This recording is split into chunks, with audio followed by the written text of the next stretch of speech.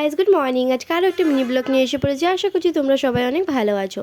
তো চলো দেখো আমরা বিহুর দিন কিভাবে বিহুটাকে সেলিব্রেট করলাম। তো প্রথমেই মা মর্নিংয়ে ঘুম থেকে উঠি চা মেখে রাখা ছিল, তাড়াতাড়ি করে সব কিছু সুজি ময়দা চালের গুঁড়ি যা যা দিয়ে মেখে রাখা ছিল, তো মা তাড়াতাড়ি করে এগুলো করে নিয়েছে। তারপর মা স্টার্ট করে দিয়েছিল মালপোয়া বানানো। তারপর নারিকেলটাকে ভালোভাবে পাক দিচ্ছিলো। কেন পাক দিচ্ছিলো? কারণ কি পিঠা বানাবে তাই। তো দেখতেই পাচ্ছ এখন যে মা সুন্দর করে পাটিসাপটা বানানো হয়ে গেছে।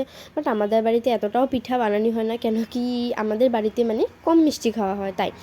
আমি মিষ্টি ভালোবাসি বাট সবাই ভালোবাসে না। আমার বোন তো খেতেই চায় না, ও ভালোবাসে না একদম মিষ্টি। তো তারপর মা তাড়াতাড়ি করে পায়েস বানিয়েছে, কেন কি আমি খাবো খাবো বলছিলাম তাই। তো এখন দেখো যে বনু কীভাবে পুজো করছিল। বনু সুন্দর করে পুজো করছিল, আমাদের নিয়ম আছে পুজো করার এইভাবে ভূমিতে, তো সেটাই করছিল ও। তো আজকের মিনি ব্লগটা এইটুকুই। Please like share and subscribe. Tata bye bye.